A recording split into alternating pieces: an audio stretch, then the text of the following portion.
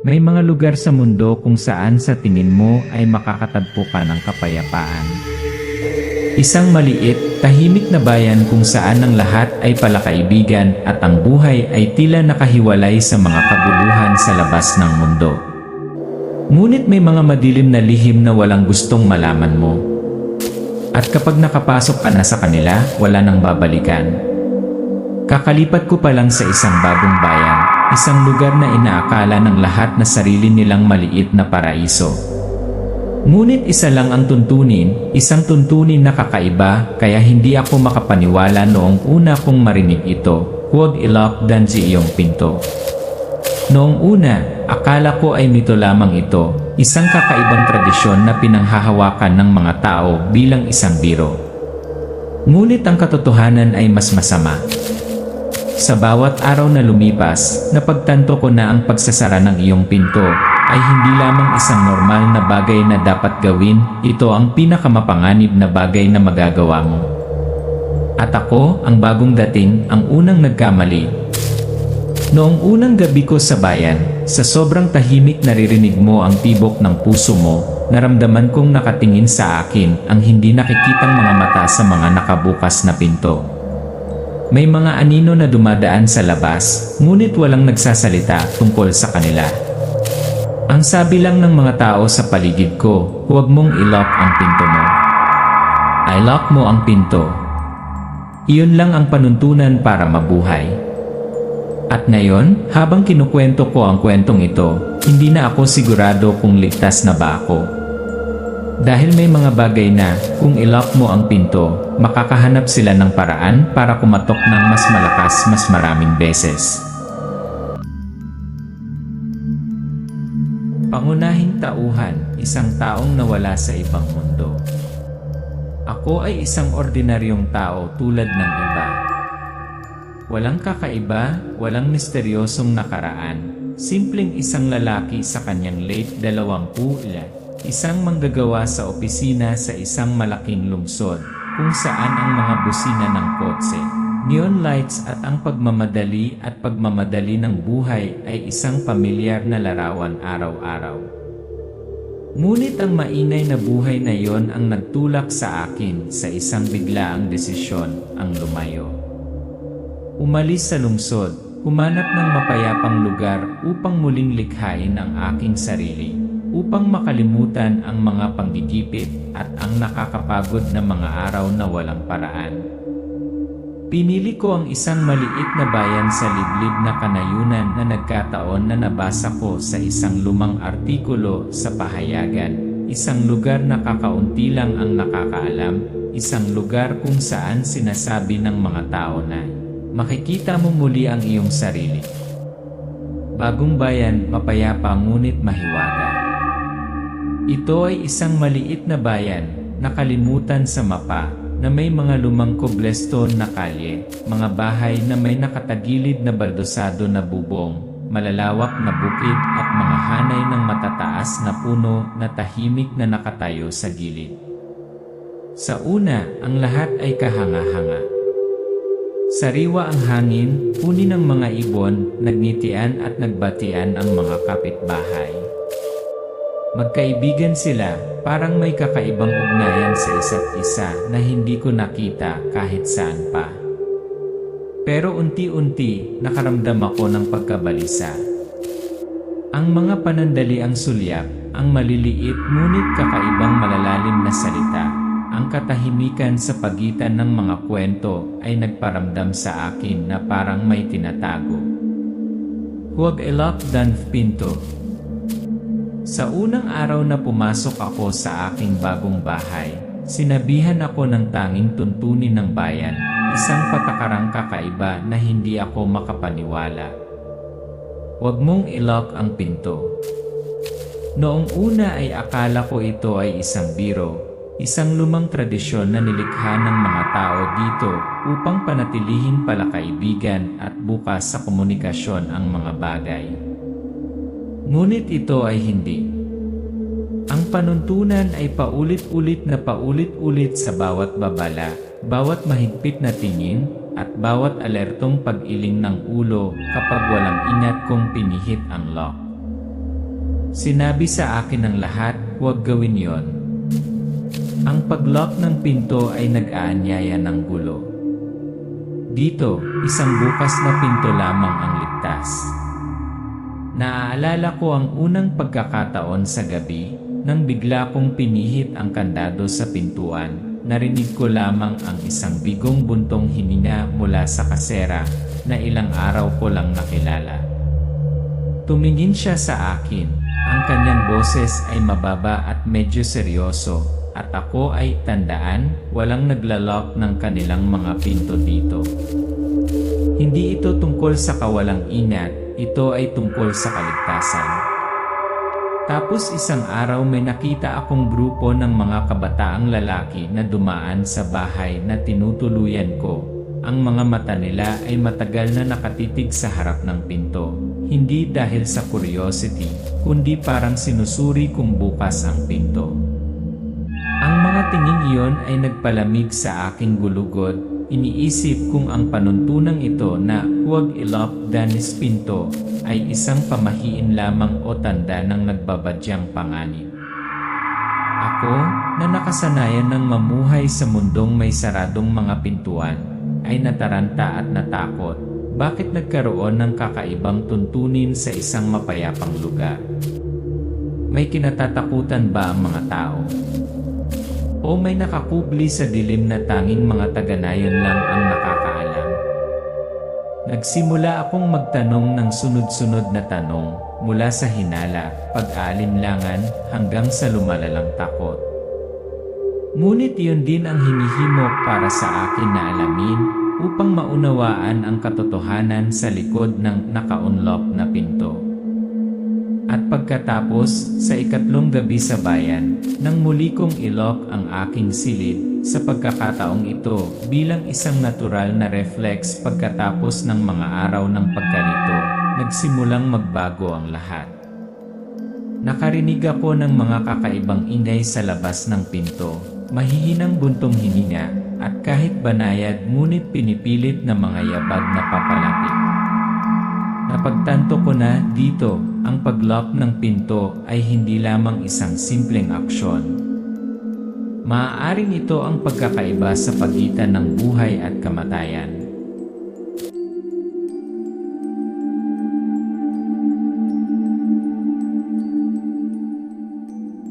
Mga gabing hindi mapakali, mga anino sa dilim.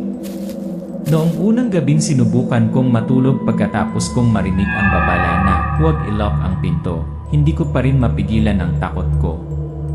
Ang hangin na sumisipol sa mga bintana, kakaibang ingay mula sa labas, ang tunog ng mga sanga na kumakaluskos sa bubong, lahat ay nagpanatiling gising sa akin. Pero ang lalong nagpabilis ng tibok ng puso ko ay ang mga malabong figure na lumitaw at naglaho sa beranda. Minsan ay nakakita ako ng malabo, halos hindi nakikitang figura na dumudulas sa malawak na bakuran sa harap ng pinto. Isang malamig na pakiramdam ang dumaloy sa aking gulugod, parang may nagmamatsyag sa bawat galaw ko. Pinilit kong paalalahanan ang sarili ko na isa lang itong ilusyon, ngunit ng mga sumunod na gabi, lalong naging malinaw ang sitwasyon. Hindi pangkaraniwang mga buntong hininga, malungkot na mga yabag sa malalim na gabi, at kahit na mga bulong na hindi alam ang pinanggalingan, lahat ay nagpasimulang maghinala na may mali. Pagkilala sa Secret Keeper. Isang araw, nagkataon na nakilala ko ang matandang babae na nakatira sa dulo ng kalye, ang tinawag ng lahat na The Town Lady. Bahagya siyang nagsalita, ang kanyang malalalim na mata ay tila naglalaman ng kasaysayan ng lugar na ito. Nang tanungin ko ang tungkol sa panuntunang no locking doors, natahimik siya ng matagal, pagkatapos ay sinabi sa isang pabulong na babala. Dito, hindi namin ikinandado ang aming mga pinto dahil ito ang tanging paraan upang manatiling ligtas. Mayroong isang bagay, isang puwersa na hindi mula sa mundong ito na laging nakatago doon. Ang pag-lock ng ating mga pinto ay magdadala ng atensyon nito sa atin. Isinalaysay niya ang lumang kwento ng isang panahong ang bayan ay sinalakay ng isang di nakikitang kadiliman, isang hindi natutulog, palaging tahimik na gumagapang sa kadiliman. Natagpuan ng mga tao ang tanging panuntunan upang mabuhay, walang pagsasara ng mga pinto, walang paghihiwalay, dahil ang paghihiwalay ay hahantong sa kapahamakan. Ang misteryo sa likod ng no-locks rule. Nagsimula akong maunawaan ang bahagi ng katotohanan. Ang puwersang iyon, sabi ng matandang babae, ay naakit sa paghihiwalay at saradong mga pinto. Sa tuwing may sumusubok na i-lock ang pinto, para itong maliwanag na liwanag sa dilim, isang hamon sa dilim. At hindi nito papalampasin ang pagkakataong iyon. Ang mga bukas na pinto ay hindi nakikitang mga kalasag na binabawasan ang atensyon at ginagawang hindi sila pansinin ng tao. Ito ay isang kolektibong depensa, isang kakaiba ngunit epektibong paraan ng kaligtasan. Ako ay nanlamig sa buto dahil nangangahulugan din ito na ang tanging kaligtasan dito ay pagiging bukas at koneksyon, ang ganap na kabaligtaran ng aking instincts para sa kaligtasan. Ang mga unang bunga ng paglabag sa panuntunan. Hindi ako makapaniwala na nahuli ako sa bitag na yon hanggang sa isang gabi. Hindi ko sinasadyang sinubukang i-lock ang aking pinto, isang beses lang. Nakatulog ako, ngunit sa kalagitnaan ng gabi ay nagising ako sa malakas na katok sa pinto, kaya nyanig ang bahay. Halos tumigil ang puso ko nang makarinig ako ng malalalim na buntong hininga at mga di nakikitang tunog na papalapit ng papalapit. Nakalock ang pinto kaya hindi ko mabuksan sa oras. Ang katok ay nauwi sa isang marahas na kabog na parang sinusubukang basagin ang lahat. Malinaw kong naramdaman ang presensya ng isang bagay na hindi makatao, malamig at malas. Kinaumagahan, binuksan ko ang pinto, tahimik ang lahat sa labas, parang walang nangyari. Ngunit alam ko, ang kadiliman ay minarkahan ako at hindi na ako papayagang i-lock muli ang pinto. Lumaki ang salungatan at takot. Mula noon, nabuhay ako sa patuloy na pag-igting. Tuwing lalabas ako ng aking silid, kailangan kong buksan ng husto ang pinto, hindi lamang para sa aking sarili, kundi pati na rin sa walang pangalan na takot na iyon. Unti-unti kong napagtanto na, sa lugar na ito, ang kaligtasan ay hindi nakasalalay sa pag-lock ng pinto, ngunit sa pagsasama at pagtanggap ng isang nakakatakot na katotohanan na hindi ko maipaliwanag. At noong gabing iyon, nang muling pumasok ang dilim sa labas, alam kong wala akong ibang pagpipilian kundi sundin ang mga patakaran. Dahil kung hindi ako ang susunod na biktima ng kadilimang iyon.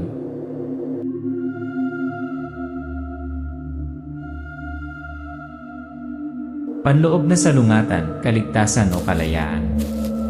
Ang panuntunang huwag i-lock ang iyong pinto ay naging isang hindi matatakasan na tinik sa aking tagiliran. Ako, na dating nakatira sa isang mundo ng ganap na pagkapribado at pagprotekta sa sarili, ay biglang kinailangan na tanggapin ang kawalan ng kapanatagan sa pagbukas ng aking pinto ng malawak sa anumang bagay sa labas. Gabi-gabi, nakikipagbuno ako sa sarili ko, dapat ko bang sundin ang kakaibang alituntuning ito upang manatiling ligtas? O dapat ko bang labanan ito upang mapanatili ang pakiramdam ng seguridad at proteksyon sa loob ng mga dingding ng aking silid? Ngunit alam kong malinaw na ang pagpili na lumaban ay ang pagtaya ng aking buhay sa hindi nakikita, isang mapanganib na sugal na walang sinuman ang makatitiyak na mananalo. Paghahanap ng solusyon, outside contact at pagpapalalim ng isolation. Hindi ko kayang mabuhay sa isang estado ng malabong takot. Sinubukan kong humanap ng iba pang paraan para protektahan ang aking sarili. Sinubukan kong makipag-ugnayan sa mga kaibigan at kamag-anak sa labas ng bayan. Ngunit ang telepono at internet ay tila may mga problema, ang signal ay hindi matatag, ang mga tawag ay madalas na pinutol, ang mga mensahe ay hindi sinasagot. Sinubukan ko pa ang umalis sa bayan upang humingi ng tulong, ngunit lahat ng mga kalsada ay pabalik sa bayan, at ang mga babala laban sa mga tagalabas na pumapasok ay pahigpit ng pahigpit. Napagtanto ko na ako ay nakulong sa mga hawak ng isang di nakikitang puwersa, at ang paghihiwalay na yon ay gumawa ng anumang pagtatangka na makahanap ng kalayaan na unti-unting tila walang pag-asa. Nakakatakot na pagkikita sa dilim. At pagkatapos ay may mga gabi ng kakilakilabot, ang mga oras na kailangan kong harapin ng direkta ang kadiliman. Minsan, habang nakatayo ako sa labas ng aking pintuan, ang mga headlight ay dim sa gabi, nakita ko ang isang anino, walang mukha, mahinahong dumadaan sa pagitan ng mga bahay. Sinundan ng mata ko ang figura, ang tibok ng puso ko na para bang gustong lumabas sa dibdib ko. Alam kong hindi ito ordinaryong tao, ito ang estranghero na laging iniiwasang banggitin ng mga taga-nayon. Isang gabi, nakarinig ako ng mga yabag sa paligid ng bahay, malamig na buntong hininga, at mga daing na nagmumula sa malapit na kakahuyan. Tumakbo ako papasok ng bahay, binuksan ng malapad ang pinto bilang babala sa dilim na hindi ko ito isinara para akitin ito. Natuto akong mabuhay pansamantala, panatilihing bukas ang pinto, panatilihing bukas ang mga ilaw, huwag mag-isa sa dilim. Ngunit ang takot ay hindi nawala sa akin. Ang epekto ng mga tuntunin sa komunidad, pagkakasundo o pagtatago ng takot. Nagsimula akong mas malapit na obserbahan ang mga relasyon sa pagitan ng mga taong bayan. Hindi lamang sila magiliw na kapitbahay, ngunit isang komunidad na malapit na naugnay sa isang karaniwang takot. Minsan, nakita ko silang nagtatawanan at masayang nag-uusap, nagkukwento sa araw-araw. Ngunit sa likod ng mga ngiting iyon, may mga tahimik na sulyap, mga nakatagong tingin na puno ng pag-aalala at pag-ingat. Itinago nila ang sikreto ng bayan, isang lihim na kailangan nilang bantayan sa buong buhay nila. At ako, isang tagalabas, ay unti-unting hinihila sa puyo ng tubig na iyon, hindi makatakas. Pahirap at mahirap na desisyon. Sa pagitan ng aking pagsunod sa mga alituntunin para sa kaligtasan ng buhay at ng aking pagnanais para sa kalayaan, nadama ko na lalong nawala at natigil. Hindi ko alam kung kanino ako magtitiwala, kung ano ang aasahan. Bawat pinto na bumukas ay isang masakit na paalala na kailangan kong isakripisyo ang aking privacy at personal na kaligtasan para mabuhay. Ngunit hindi ako maaaring patuloy na mamuhay ng ganito magpakailanman. Kailangan kong humanap ng paraan upang masira ang nakakatakot na siklo na ito o hindi bababa sa maunawaan ang kalikasan nito. At nang muling lumubog ang gabi, tumayo ako sa pintuan ng aking silid. Nanginginig ang aking mga kamay, hindi alam kung bubuksan ito ng mas malawak o isasara. Dahil alam ko, ang pagpili ko ang magtatakda ng aking kapalaran, sa pagitan ng buhay at kamatayan, sa pagitan ng realidad at walang hanggang kadiliman.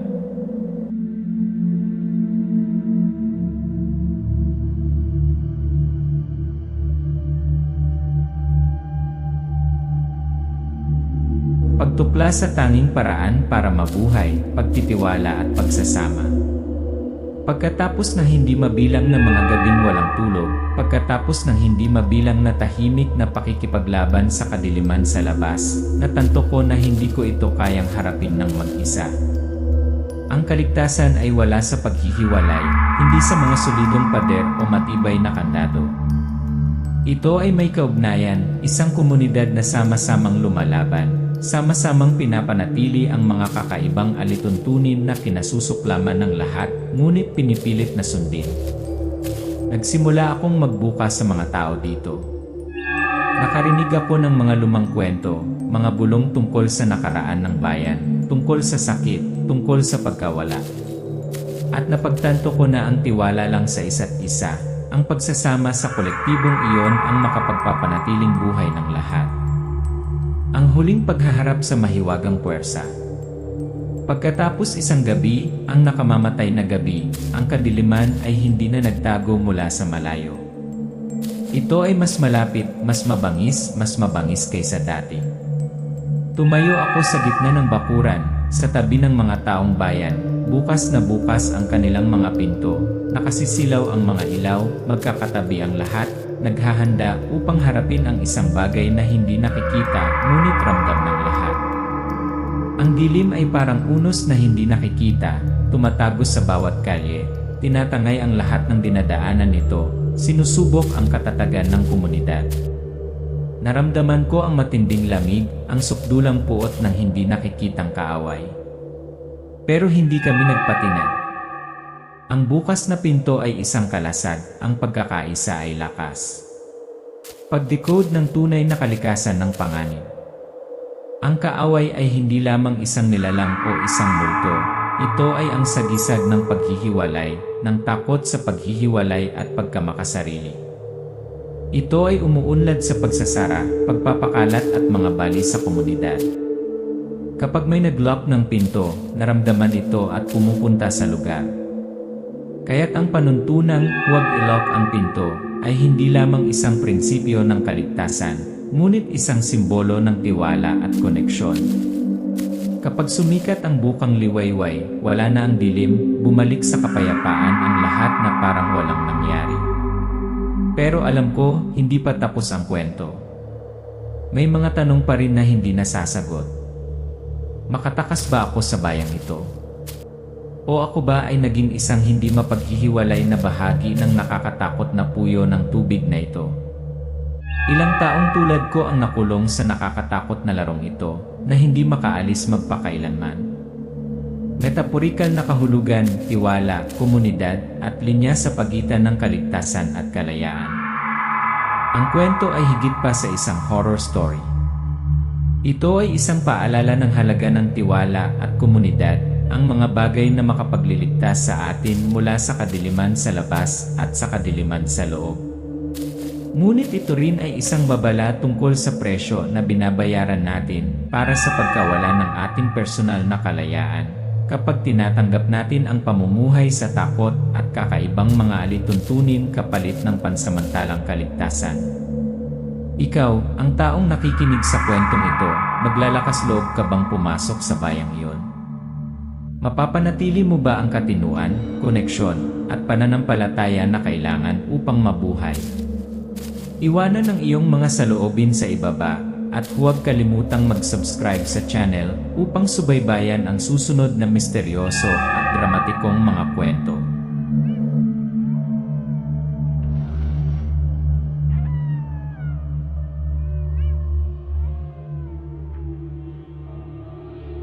Ang kwento na higit pa sa kadiliman at sa pintuan.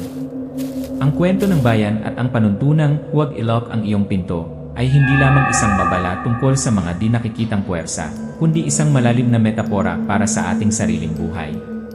Madalas nating sinusubukan na isara ang mga pintuan ng ating mga kaluluwa, ay lock ang madilim na sulok upang maprotektahan ang ating sarili mula sa pinsala at panganib.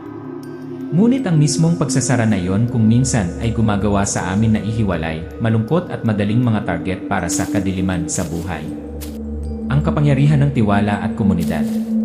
Kapag binuksan lang natin ang ating mga puso, makakatagpo tayo ng tunay na lakas, ang kapangyarihan ng koneksyon, ng tiwala sa isa't isa at ng pagbabahagi. Ang pamayanan, sa kabila ng pagiging kakaiba at nakalilitong mga tuntunin nito, ay ang kalasag na nagpoprotekta sa atin mula sa mga panganib na hindi nakikita ng mata. At sa pagsasama na iyon ay makikita natin ang kaligtasan na higit sa takot at paghihiwalay.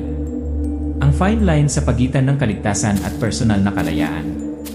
Ngunit itinaas din ng kwento ang tanong, ang kaligtasan ba ay katumbas ng halaga ng kalayaan, pagkapribado, at kapayapaan sa loob? Handa ba tayong i-lock ang pinto sa ating mga kaluluwa, isuko ang karapatang pumili ng malaya, para lamang maiwasan ang kadiliman sa labas? Hindi ito madaling desisyon, at marahil isang pakikibakan na kailangang harapin ng lahat, sa kwento man o sa pang-araw-araw na buhay. Isang huling mensahe. At ikaw ang nakikinig ay maaaring ang pangunahing tauhan sa iyong sariling kwento.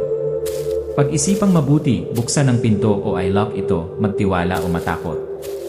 Dahil minsan, isang maliit na desisyon lang ang ganap na makakapagpabago ng iyong kapalaran. Nag-imbita ng pakikipag-ugnayan at koneksyon sa mga manonood. Kung nasiyahan ka sa kwentong ito, mangyaring mag-iwan ng komento na nagbabahagi ng iyong mga saloobin sa panuntunang huwag i-lock ang pinto. Ano ang ibig sabihin nito sa iyo sa iyong buhay? Huwag kalimutang mag-subscribe sa channel, i-on ang mga notification para hindi mo makaligtaan ang mga susunod na misteryoso at dramatikong kwento. Salamat sa pagsama sa akin sa paglalakbay na ito upang tuklasin ang madilim na mga lihim ng bayang ito.